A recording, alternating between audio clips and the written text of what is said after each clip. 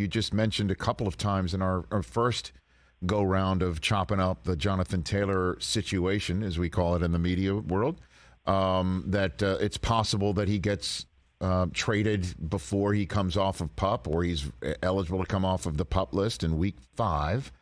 So what team would be monitoring this situation in your mind? Barring injury, everybody stays healthy for the first 4 weeks of a season at that position. You got Kareem Hunt still out there and Leonard Fournette also still out there. Walk me through how the next month goes for Taylor in the running back market, do you think? Well, I mean, the two teams, again, that we know were involved were the Dolphins and the Packers, but there was no deal that was close as of yesterday. So you would anticipate those two teams are going to be, remain at the top of the list here. But you made the point, injuries can change a lot of different things. And if you're a run-centric team and your lead back goes down, you're quite possibly going to be back in that Jonathan Taylor market. What we still don't know is whether anybody's going to meet the Colts' price in a trade, because now you're also getting 4 fewer games with your new running back that you're giving up the equivalent of a first-round pick for.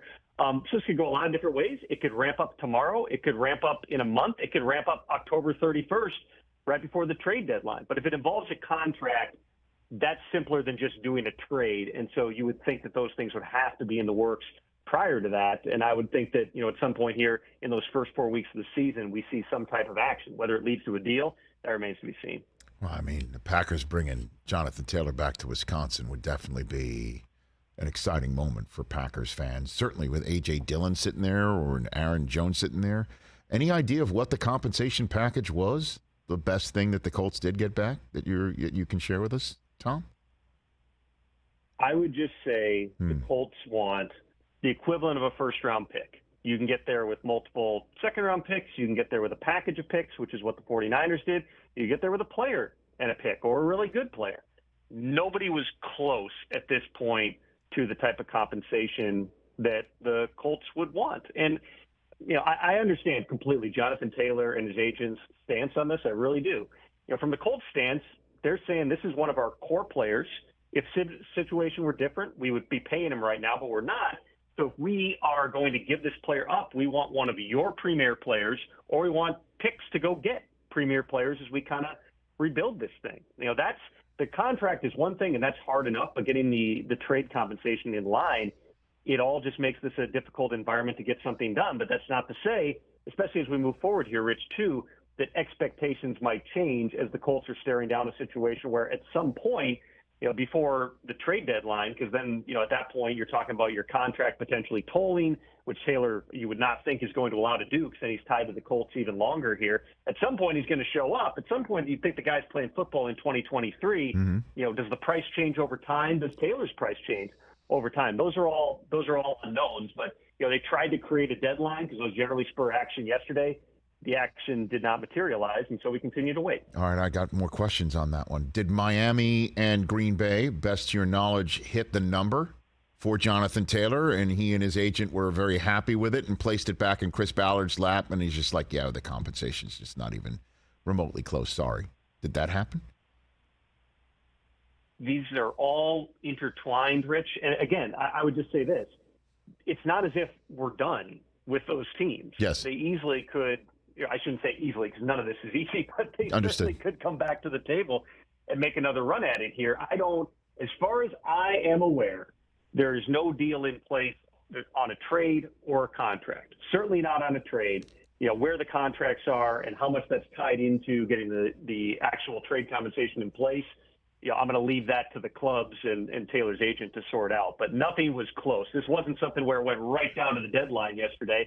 The Colts have had things in the past where, Carson Wentz got traded at the last moment, a couple of years ago. So there was no point not waiting. But when it boiled down to it, they weren't going to try to activate him. That would have been, a way to play hardball if they wanted to with Jonathan Taylor, which is say, hey, your ankle's not actually hurt. Get on the field or we're going to start finding you. They didn't do that. He's still working his way back. He's still rehabbing.